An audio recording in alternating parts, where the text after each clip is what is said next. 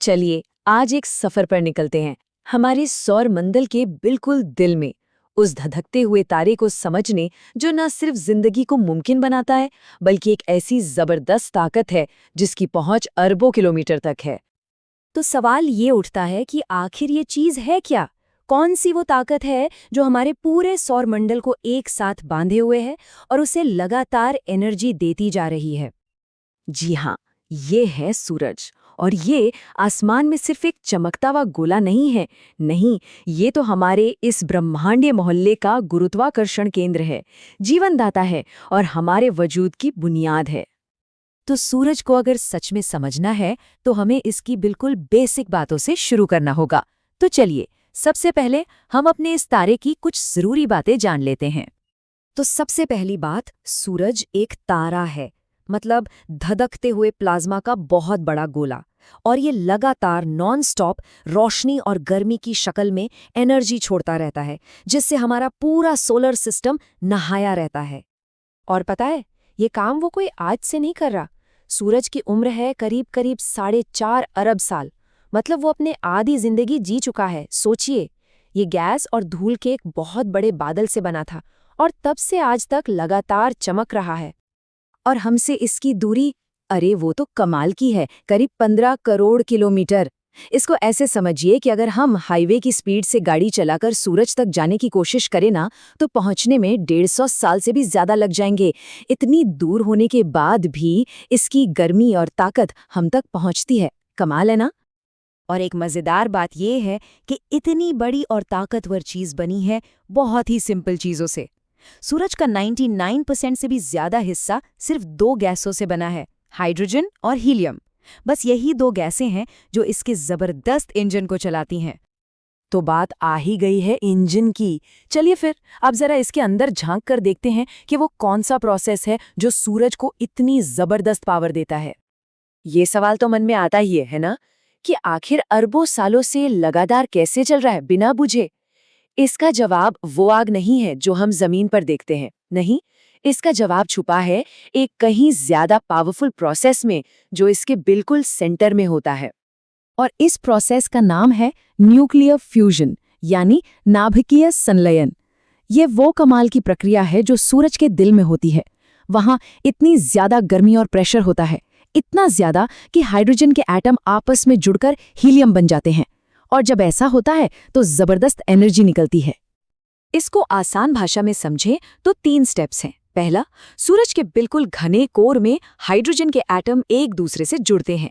दूसरा, इस जुड़ाव के नतीजे में हीलियम गैस बनती है। और तीसरा और सबसे जरूरी, इस बदलाव से बहुत सारी एनर्जी निकलती है जो स्पेस में ट्रैवल करती हुई हम तक यानी धरती तक रोशनी और गर्मी बनकर पहुंचती है। ठीक है, तो ये सब सूरज के अंदर हो रहा है, लेकिन इससे हमारा क्या लेना देना? चलिए अब इसी पर आते हैं। देखते हैं कि ये सोलर एनर्जी हमारी धरती पर जिंदगी को सीधे सीधे कैसे चलाती है। देखिए, सूरज की एनर्जी ही तो धरती पर जिंदगी की बुनियाद है। इसी की गर्मी हमें गर्म रखती है, हमारे समुद्रों को गर्म करती है, जिससे वो वाटर साइकिल चलता है और बारिश होती है। ये हमारे मौसम को कंट्रोल करती है। और सबसे जरूरी बात, इसी से तो पौधे फोटोसिंथेसिस करते हैं, मतलब अपना खाना बनाते हैं। और यही प्रोसेस तो है जो हमारे प्लैनेट की लगभग हर फूड चेन का बेस है। चलिए अब एक काम करते हैं, सूरज के अंदर एक टूर पर चलते हैं। हम इसकी बनावट को समझेंगे, अंदर से लेकर बाहर तक, एक एक परत को। तो शुरुआत होती है कोर से। ये सूरज का सबसे अंदरूनी, सबसे गर्म और सबसे घना हिस्सा है। यहाँ का तापमान सोचिए 1.5 करोड़ डिग्री सेल्सियस तक पहुंच जाता है।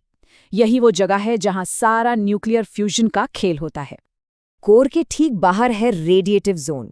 यहाँ पर एनर्जी लाइट के छोटे छोटे पार्टिकल्स, जिन्हें फोटॉन कहते हैं, उनके रूप में बाहर की तरफ निकलती है। और एक हैरान करने वाली बात यह है कि एक अकेले फोटॉन को इस घनी लेयर से बाहर निकलने में 10 लाख साल तक लग सकते हैं। कितना लंबा सफर है। इसके बाद आता है कन्वेक्टिव जोन। यहाँ पर क्या होता है कि गर्म गैस ऊपर सतह की तरफ उठती है, फिर ठंडी होकर वापस नीचे चली जाती है, बिल्कुल वैसे ही जैसे किसी बर्तन में पानी उबलता है। इस तरीके से एनर्जी सतह तक बहुत तेजी से पहुंचती है। और फिर हम पहुंचते हैं उस लेयर पर जिसे हम असल में देखते हैं, फोटोस्फीयर, यही सूरज की वो सतह है जो हमें दिखाई देती है और यहीं से रोशनी स्पेस में फैल जाती है। फोटोस्फेयर के ठीक ऊपर है क्रोमोस्फेयर। ये सूरज के एटमॉस्फेयर की एक पतली सी लेयर है जिसमें से एक लाल रंग की चमक निकलती है। ये खास तौर पर पूरे सूर्य ग्रहण के ठीक पहले और ठीक बाद के कुछ पलों में दिखाई देती है। और सबसे आखिर में है कोरोना। ये सूरज के एटमॉस्फेयर की सबसे बाहरी और सबसे रहस्यमयी लेयर है। अजीब बात यह है कि ये कोर से सबसे दूर है, फिर भी ये नीचे की सतह से सैकड़ों गुना ज्यादा गर्म है। ये एक ऐसी पहेली है जिसे साइंटिस्ट आज भी सुलझाने में लगे हैं। पूरे सूर्य ग्रहण के टाइम ये एक बहुत ही खूबसूरत रिंग की तरह दिखाई देती है। तो हमने सूरज की ताकत, उसकी बनावट और हमारे लिए उसकी अहमियत, इन सब को समझा। पर ये सब हमें एक बहुत गहरे सवाल पर लाकर छोड़ देता है। क्या जिंदगी देने वाला एनर्जी का ये सोर्स हमेशा ऐसे ही जलता रहेगा? ये एक ऐसा सवाल है जो हमें इस ब्रह्मांड की विशालता की और हमारे अपने वजूद के नाजुक संतुलन की याद दिलाता है।